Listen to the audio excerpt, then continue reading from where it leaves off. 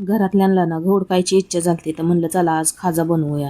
तर 1 वाटी मैदा घेतला, 4 चमचे तूप आणि चिमूटभर मीठ घेऊन हे चांगलं मिक्स करून घेतलं। आता थोडं थोडं पाणी टाकून मध्यम कडक असं पीठ मळून घ्यायचं आणि 10 ते 15 मिनिटं रेस्ट करायला ठेवायचं। आता पाऊण वाटी साखर आणि पाऊण वाटी पाणी, वेलची पूड टाकली आणि ते पाक करायला ठेवून दिला। आता 2 चमचे तूप आणि 1 चमचा साठा टाकून हे साठा तयार करून घेतला। आता मी पोळ्या लाटून घेतल्या आणि प्रत्येक पोळीवर असा साठा टाकून एक पोळी त्याच्यावरती ठेवून दिली आणि असा रोल तयार करून घ्यायचा। थोडासा असा हाताने दाबायचा आणि आता हे कट करून घ्यायचा। आता उभा ठेवायचा आणि थोड्या हलक्या हाताने ती लाटून घ्यायची। मध्यम गरम तेलावरती आपले खाजे तळून घ्यायचे।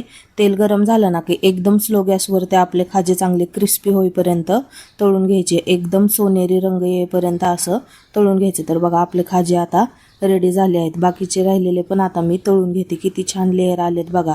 तर आता हे आपण खाजे पाकामध्ये टाकू आणि सगळ्या खाज्यांवरती असा पाक टाकून देऊ। तर कशी वाटली रेसिपी नक्की कमेंट करून सांगा आणि चवीला म्हणताल ना तर 1 नंबर झालेली। तर सबस्क्राईब करा।